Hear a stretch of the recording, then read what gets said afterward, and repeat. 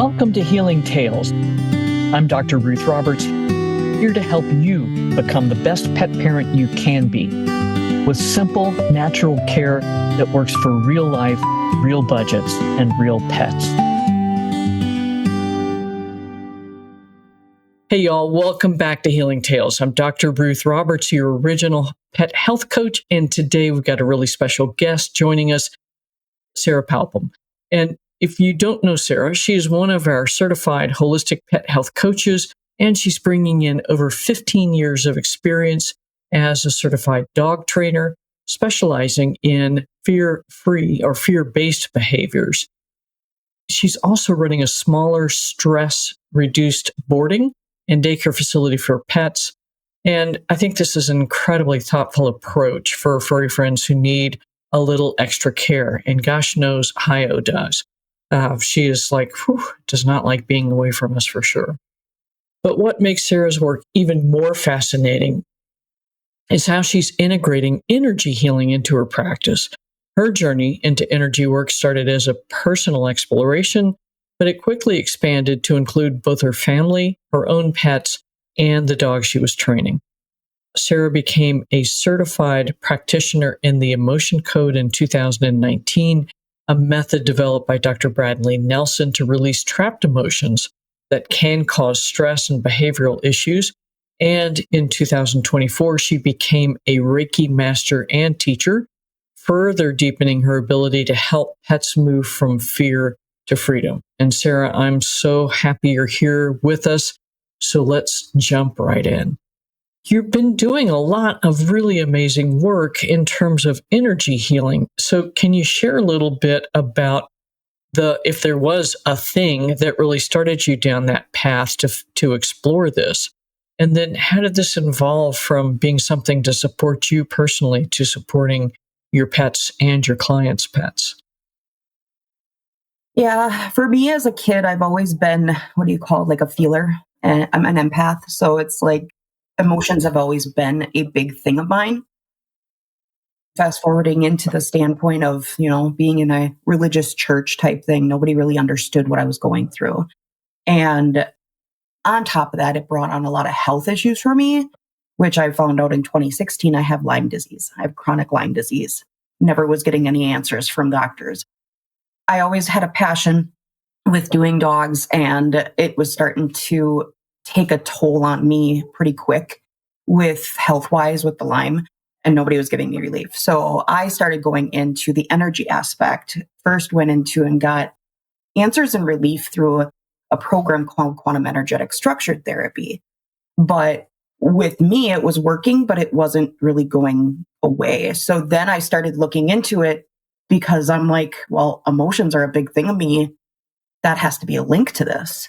And then I found Dr. Bradley Nelson's program. And when I did that, I was amazed at seeing, wow, I used to do that and I don't do that anymore after a certain amount of sessions of releasing these trapped emotions. I started doing it on my two adopted kids that I have. My daughter, for an example, was pulling her hair out and eating it. I don't remember the medical term for it, but a week after I released a whole bunch of inherited trapped emotions, and she stopped the next day. Like, she looked like a cancer patient when she did this. She pulled so much hair out.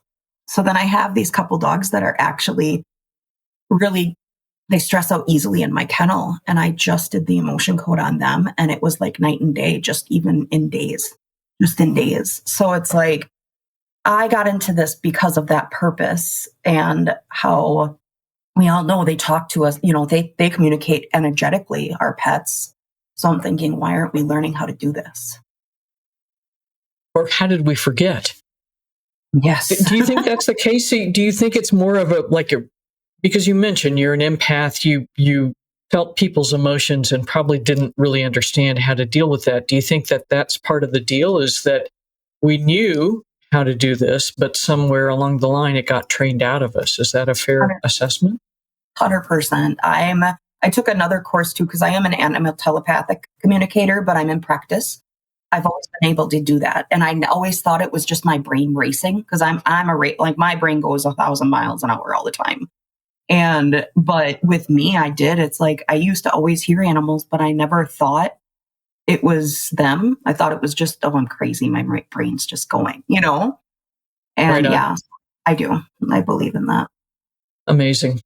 So, how did you come to understand that a lot of the dogs you were working with, really their behaviors were based in their fear? And you've been doing this for 15 years. So, what are the most common triggers you've seen for these guys? For me, with watching when dogs come in, because the owners are like, oh, my dog is just so scared or so nervous, I just can't get anywhere with them. It's a lot of times in the standpoint we're pushing our mentality, our belief system on our dog because this is how we do it. We should just do it with them. Where I'm trying to explain to them these certain body postures you're doing is what is pushing, you're pushing your dog over, over the limit for them right now.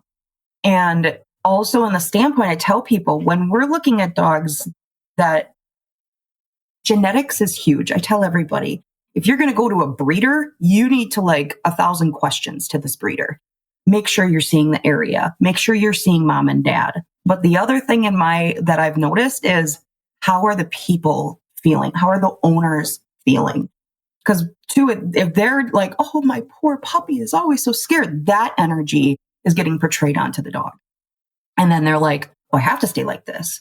Or it's petting the dog. It's okay because we as humans are comfort. We like to nurture. That's just what we like to do.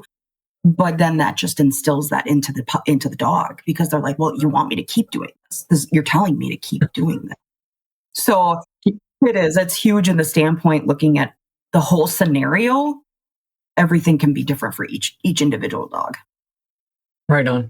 And I think what you said is really key is understanding that we're actually training the dog to elicit this behavior that we actually don't want Yes. or don't want for them. So I think that's really key.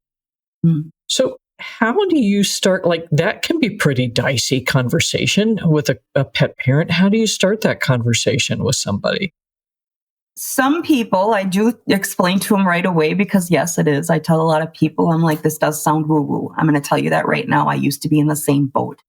I said, and it's really hard too with people because again, back in the day, I used to be a Christian and I had Christians attack me on this hardcore where I say to them, I'm sorry, I believe our God, our creator is energy. We are energy. Everything in this world that we are around is energy. I said, and if you really sit still, sit back and watch, if you have multiple pets, watch how they communicate. They're not constantly talking like we are. I said, so this is how, when we have something that we have done over and over with training, you've tried medication, it's not working. There's something energetically stuck that, in my opinion, needs to be released. And what I'm doing right now is if people sign up for a training, I'm offering the clearing kind of as a add-on so they can see the difference. Right on. So that is tough. So so the two modalities that you use most frequently are Reiki and emotion code. And, and we always are like, oh, this sounds woo-woo, but so what are they? And actually, how do they work? I think Reiki is something more people are familiar with. So maybe start with that one. Yeah. So Reiki, of course, it's a Japanese healing technique. So it's focusing on channeling the universal energy that promotes balance and well-being is pretty much what it does. You can have a Reiki practitioner either gently put their hands on you if the person is comfortable with that, or you can do it from a distance where you're not touching the person and it's like right above. For pets, how I do it for the animals is I just sit in a chair and I just kind of send it out to them. And if they come to me, they come to me. If they don't, they don't. It has to be in their terms. We can't just force them, lay down and do this and take this. We can't do that because then the relaxation's not going to come. And so far, I've had a lot of dogs that, they do. I've had owners where I showed them, this is what I did with your dog. And they were like, wow, she's never come over to just sit and pets. And I'm like, awesome. Bonus. I know. I did it in a couple dogs in their kennel when they're just obsessively barking. And in 2 to 3 minutes, they go lay down and they stop. They lay down.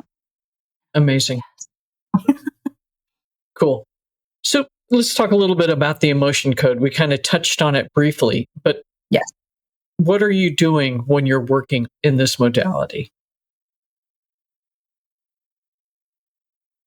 So people can come to me for different scenarios of what they're dealing with. Everything can be different. I have a lot of people that come to me like, I don't know what to really. So with emotion code, there is a belief with this technique that it's aimed to release trapped emotions that either are from ourselves that we went through or inherited from our family. And when we do this, it's looking for, how do I put it? If somebody is dealing like my anxiety is just horrible, or I just always have a sore back, we focus on what they're dealing with and ask the subconscious, is there a trapped emotion linked to this issue they're dealing with? And for me, there's different ways of doing muscle testing. Some people do the arm test where they'll push on the person's arm when they're asking. I don't let people do that to me because with my Lyme, my arms get weak really quick. So I do ring on ring. I'll ask in a muscle testing form. And if it doesn't break, the ring don't break, it's a yes. If it breaks, it's a no.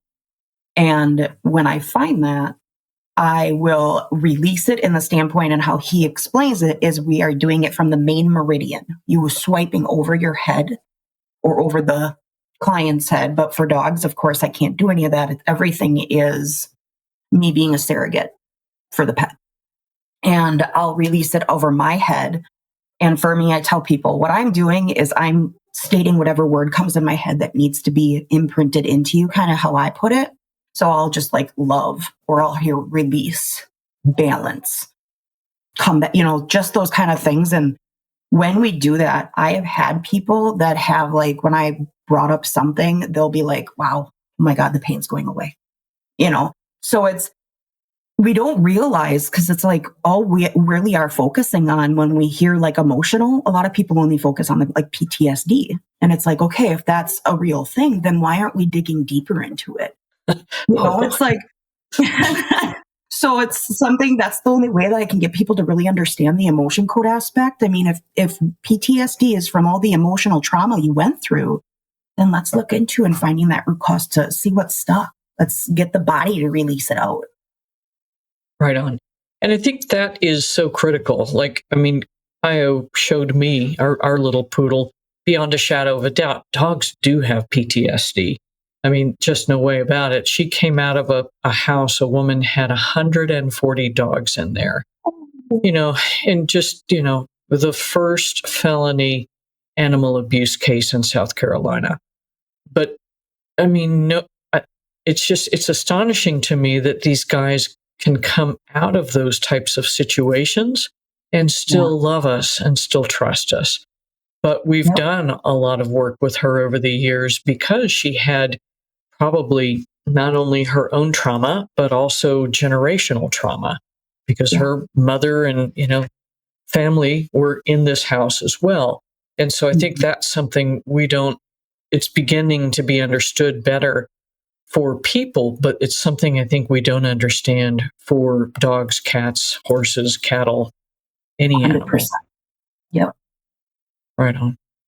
So you're combining energy healing with traditional training methods. And so can you share an example of how this pairing has really helped an anxious pet or a pet with other issues in terms of reactivity or something like this? Yeah. So, like, if I am working with a dog that is a fearful based dog that you just can't get near, and I've had many of those, I literally do it in the standpoint where they stay on their leash and I just let them stay connected to me and feel my energy. And while they're doing that, I'm sending Reiki out to them while I'm sitting on a chair and they're at the end of the leash. I'll be releasing trapped emotions while they're doing this too. But then I'll also be doing the small things in training that we're doing, where I tell a lot of people when we're starting with training for dogs that are nervous, take a treat and toss it across the room. This is going to show the dog at the same time, while I can respect you, you're not forcing yourself in my space.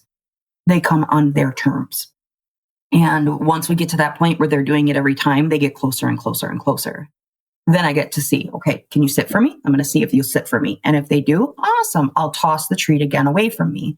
This again is just building that bond of I can trust you. You're not making me force, a pet or in my space, stuff like that. Then again, if it starts to get better, then I'll go I use the touch cue, see if it will willingly touch my hand with its nose. If not, okay, we move to something else. Then we just start walking and just getting the dog to start understanding, okay, I can trust you. I'm feeling you. You're safe. Right on. And are there times where that's all you can do with a dog is more energy modalities versus actually training? Sometimes I do. I did that with a couple I had that came to my kennel. I took care of this one dog because he got kicked out of a kennel that he used to go to because he went after the owner. He came, when he's in his kennel, he's Cujo. And when I mean Cujo, he's Cujo. When he's out, he's the biggest baby ever. He's super sweet. Like, awesome dog. I took it. He was a rescue from down south. Something in a kennel happened because he did the same thing at home. If he was in a kennel and the owners touched it, he went after the owners. So I just found a way. I worked on him one day and I just released a couple emotions. And my husband recorded it the next day, letting him out. And he walked in, he ate his treats. He looked at my husband. My husband told him to sit. He sat. He wasn't growling and foaming. He wasn't doing nothing. But then once the lock on the door fell, he came right back. So Wow. It was like, yeah. So it's, for me, in certain standpoints, yes, I believe there is. And especially dogs that have went to board and trains, I believe need just energy work. Because every dog that has ever came to me from a board and train wants to get every dog that I have at my kennel. Wow, that's amazing. Yeah. So what are the most common emotions that you find you need to help that dog release? It's hard to say which common because there are so many. And I wish I would have had my thing to like set up the list, but there are many, many lists. And I'm going to kind of show a little screen of they kind of look at if it pops up here. I don't know if it's going to, there we go. A little bit. There it comes. So like, Yeah. that is a lot of emotions. And a lot of people don't realize that the organs in our body is what produces these emotions. So some of them can be, so like I've actually been linking it to is like, for an example, if you look at crying, discouragement, rejection, and sadness and sorrow, that is actually linked to lung and colon, which makes so much sense when they're at a boarding facility, when they have diarrhea, because now they're like, what is going on? Why am I here? They're stressed, they're sad, they're confused, their defensiveness, grief, all of these. So every dog is different. Anxiety is the big one that comes up because of what they're dealing with and stuff. But I get a lot where I'm like, oh, really? You have this? I didn't think you'd feel this, type thing. So, okay. Wow. Interesting. Well, and that makes sense, right? In Chinese medicine, grief is lung and colon. So sadness, all of those things. So very interesting. Yeah. Wow. Cool. So for pet parents that are listening and you've been trying this, you've been trying that, your dog is flunked out of 5 different training programs. What are some signs that their pet actually might benefit from energy healing? A lot of people that I tell, if your dog is a constant tail chaser, that's not a good sign. It's not funny. There's something wrong. Like, yes, it could be boredom, but if you are doing everything that you're supposed to be doing, that can be it. There's something energetically stuck, in my opinion. Dogs that you see chasing lights, like say you open the door and that light from the door goes on the floor and they go obsessed with that. Sometimes licking too. I mean, unless you're having a specific health issue and you see like red skin or something like that. But I think in the standpoint to obsessive panting, obsessive licking, panicking when the door and you just can't get them to calm down. A lot of this stuff, when I start seeing dogs that are so obsessed in their behavior and you've tried everything, it's because they're in such overload and their body doesn't know how to release that energy naturally. Something's stuck. That makes total sense. And just out of curiosity, is this work that you're able to do remotely for pet parents? 100%. There you go. Because Energy travels everywhere, doesn't it? Yes. Cool. Yes, it does. So if you for those of us pet parents sitting at home and you're like, oh my God, will this dog please stop doing whatever the thing is? And they have anxiety. What are some things that pet parents can do to try to help support their pets and reduce that anxiety?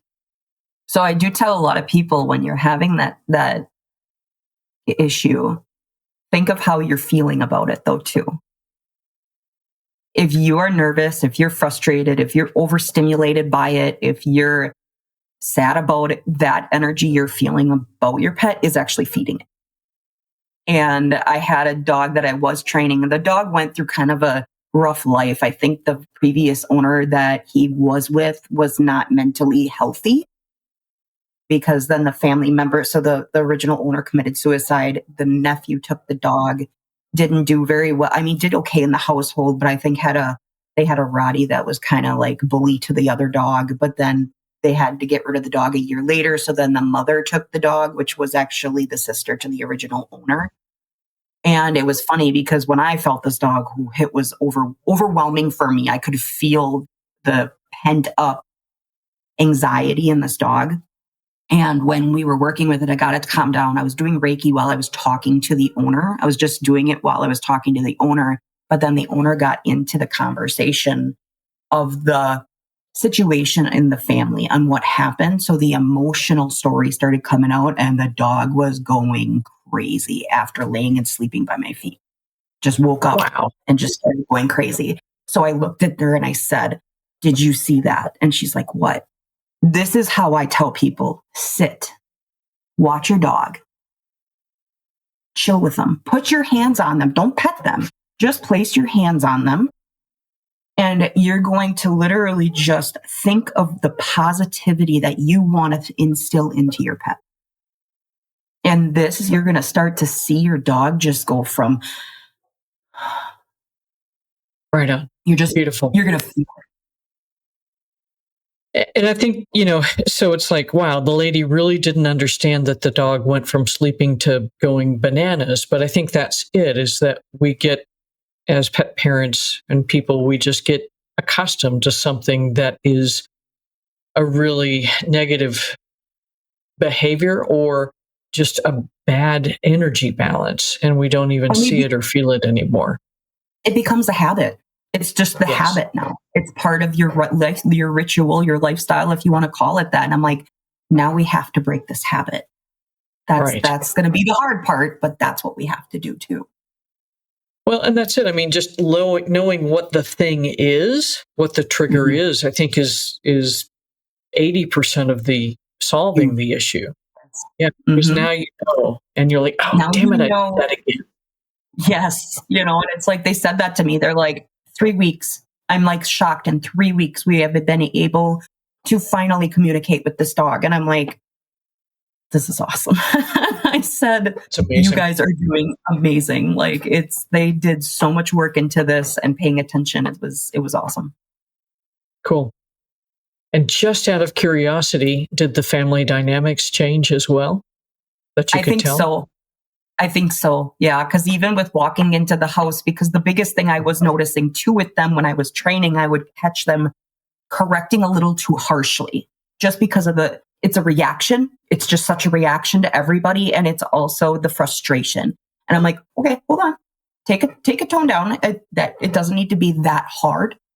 I said, and I'm like, if it ever happens, you are over frustrated, you guys just need to walk away. Just walk away. Go chill for your, release how it is for you that it works, then come back. I said, because it was really funny because the dog was extremely bonded to the son because he was with them for a year. But the son was so frustrated with how the dog would act. And I'm like, okay, don't do that anymore. Do this. Do you see the difference? I said, and they're like, wow. And I'm like, he's feeding off your frustration. It may not seem like a bad behavior, but yet it is because it's jumping, but it's overexcitement can be them feeding off of our frustration. Doesn't always have to be a negative thing, as in, well, everybody, but they're so happy. Look at, they're happy. Yeah, but that's not a good thing being like that. Yeah, that's way too happy. Yeah. And I think That's one of the biggest things, right? Because they have their own set of issues potentially that they come into. But do you find that some of these behaviors, when we talked a little bit about triggers, but do you find that some of the behaviors really are just responses to the energy within the household? 100%. Yep. I have had a one time years and years ago, I was working with this golden retriever and came in, was playing with my dog, was really nervous. As soon as the owner left, the dog perked up. And I yelled to the person, I'm like, look at this. And she's like, oh, I'm so glad. I'm so glad and so happy that he's playing and blah, blah. Were you nervous when you were in here? I said, I'm always nervous. Okay, that makes sense then. And it's huge. That's where I tell everybody it is about us. We need to learn. And I show everybody you can communicate with your dog without talking, like using your body and figuring out how to do it. But I tell people too, it's like you've got to focus like you're literally energetically telling your dog with your eyes, but you're saying it in your head. They can hear you. Sit, but don't say the word. They're going to do it eventually because they're going to get it. But if you don't do it a lot, now they have to get used to how you're doing it. They have to adapt to our communication style? Yes. Mm-hmm. So that's pretty interesting. So there's this lady with the golden retriever. She leaves. The dog is like, and so how do you continue working with a person like that? That's like, oh my God, yes, I'm nervous. How do you help them learn how to shift their own emotions so that it doesn't impact the pet? If they're open, then they do this work too. Because this is where I do tell people too, I do this with people. I love working with people in this standpoint too, because I am a big believer that if we're not going to release our issues, we're not going to be able to deal with our pets. So many, many years ago, I had my little conversation with God and I asked, why are you having me work with dogs? What is that going to do for you? And he stated this to me, DOG, depend on God. If we depend on our source, our dogs depend on us. We look to the source for our leader, for leadership. Our dogs need us to be the leader, but our source does not force us to do anything.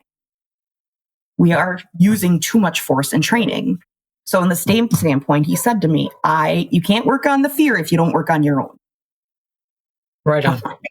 Okay. I said, that makes sense. So that is where I tell people, if we can do this with you, if we can find a way that you can release what way works for you, this is going to better you and it's going to better your pet because they are going to feed off of this stress. And I've said that to family too. I'm like, okay, I'm going to tell you right now, this house is kind of not being rude, but chaotic. I'm a little overwhelmed myself walking in this house. And I can just imagine what your dog is feeling right now too. And this is why we can't get your dog to settle down.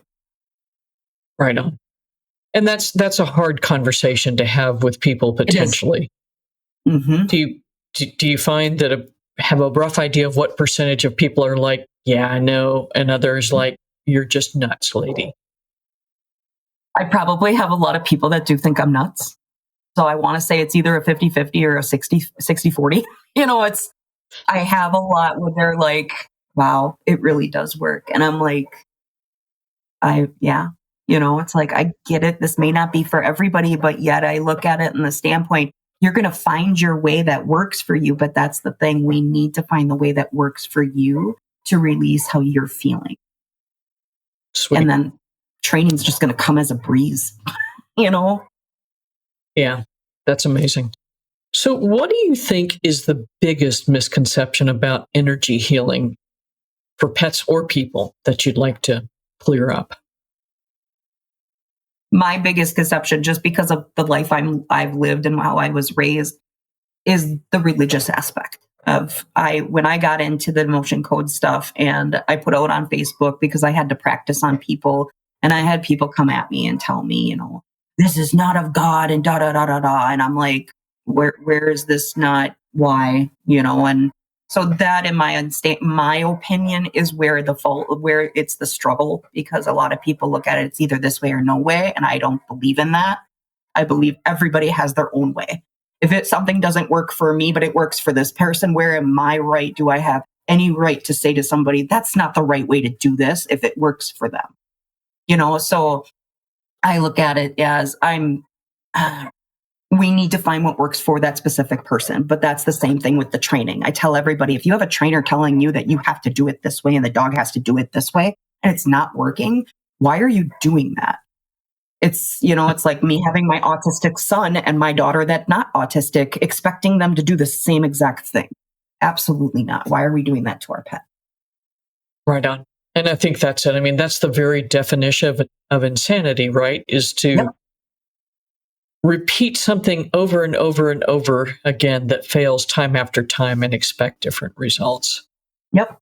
Yep. Sweet. So, yeah, I mean, this is something you started down a path personally to help support yourself and then ended up using it to support pets. And how has this work with pets impacted you personally? What have you learned from them as you've helped them move from fear to freedom? I've learned they are more accepting than humans. They are more open. It's like whenever I'm having a bad time, like a bad day or something, or say you fight with your significant other and you just need to go and chill, I'll go somewhere and it's like, there's a water place over here. And it's funny because I'm like, I even watch, say, the geese and watch how they communicate and how they, survive and live their life. But it's like with our dogs, and I mean, I used to have a cat. I loved my cats, but they weren't my pets. I was their pet. It's my black one, it was just a butt, but I loved him. He said that to him all the time. You are so lucky. I love you. But I've seen it in our dogs. They are so more, they are the true definition of unconditional love. Like, I don't understand an unconditional love in the human side. That's just me personally, because I nobody out here understands it. And for me, that's what my pets have showed me. It's like, okay, you've went through something. Let's figure out that root cause, that issue, and just deal with it, and then move on. Somebody wanted to come say hi. I love your dog. I got a miniature poodle myself, and I never thought I would own a poodle myself, but I love him. I didn't either. She was my mom's dog, and when my mom died, she started traveling with us, and she is the best traveling dog ever. Oh my gosh, she's so sweet. I love the color. But I think you're right. I mean, they do show us how to be better at giving our love freely and without condition. And those are hard lessons because we've been trained to think we need to put conditions on everything. Yep. It's not necessary. No. So looking ahead, do you feel like there is a time where energy healing for people for pets will become more widely accepted? I think so. It's already starting to get there. I mean, my biggest thing with this is I'm hoping it gets bigger. I really do. But I hope it gets bigger in the right way and not in the fad way, because then people are just doing it because everybody's doing it and it's the new thing. And then you're not doing it with the right intention then. And I'm really hoping people get it in the standpoint, I'm doing this for the person, not for the, look what I can do. If that's your mentality, you're not going to bring healing to the person, in my opinion. It's right, all because about your ego gets in the way of transmission, right? 100%. So when you're doing this work, and this is kind of when I started learning acupuncture, this is kind of the way our teacher explained it. It's that, part of it is the intention of placing the needle is to make healing, to have a specific impact. Mm-hmm. But if you're really doing it right, you are not the deliverer of the energy. You're only the conduit. So is that how you feel when you're doing this work? Yep. I tell people that I'm not, I tell everybody, I'm not the one doing it. I'm the vessel, and I'm giving what your body needs. That's what I'm doing. I said, and the emotions, I go by what I hear in my head. It's like, if I feel like I need to do something different, I'm going to do something a little bit different because I'm going by what your body is telling me to do. That's what I'm doing. Right because on. and I had to get out of my way so many times because I would find something off of somebody and it would be like, that can't be right. I had to let it go. I had to be, nope, the body is guiding me where it needs to go. And yeah, I tell everybody we got to get out of our own way because we are the ones that are in our own way most of the time. Amen to that. I had a dear friend who was a chiropractor, but also did energy work. And so I was asking her one time, I'm like, "Oh, I could feel something change." I'm like, "Susan, what the heck did you pull out of me?" And she looked at me and she said, "Sometimes we don't have to look in the trash can, do we?" And that was like, okay, all right, I got it. Well, cool. Sara, any parting words of wisdom that you want to share with folks so that they have a less worry about supporting their dogs? I am really big on letting people, if you feel something's wrong, go with your gut. Don't let somebody talk you out of it. Because that was the one thing I did all the time. I've always felt like something else was wrong. And I was told, oh no, it would be this, this, and this if it was that. Like, for an example, I had a Great Dane Mastiff that had Wobbler syndrome. I told the vet, I think he's on the verge of Wobbler syndrome. And he looked at me and was like, no, he'd be walking drunk if he was. That's why I said on the verge of it. Literally in weeks, he was down for the count, like weeks. It was fast. And I was mad because he didn't listen to me. You know Right your on. pets, listen to your intuition, your inner voice, whatever what you call it. Cool. And I think those are profound words of wisdom. If we don't trust ourselves in here, then all the rest of it goes by the wayside. Thank you for this really uplifting conversation. And before we wrap up, where can our listeners learn more about your work or connect with you if they're interested in exploring energy healing for their pets? So I have a website that is mainly my kennel, but I do have my energy work on that page as well. Sara's Playful Pals, Kennel and Training, LLC. I am in Wisconsin, but again, the energy work can be done remotely. And my other site that I'm working on building up for my coaching and just the energy work is Ways to Holistic Health. Sweet. Cool. Thank you so much for joining. This has been really enlightening. And thanks for the your opportunity. work, I enjoyed it. Oh, it is my pleasure because your work is so needed and so profound. So for those of you listening in, stay tuned. We've got some more amazing conversations coming up. Thanks for listening to Healing Tales, where pet parents become healers, one tail wag at a time. Want more tools and support? Head to drruthroberts.com. Until next time, trust your gut, question the noise, and keep showing up for your pet.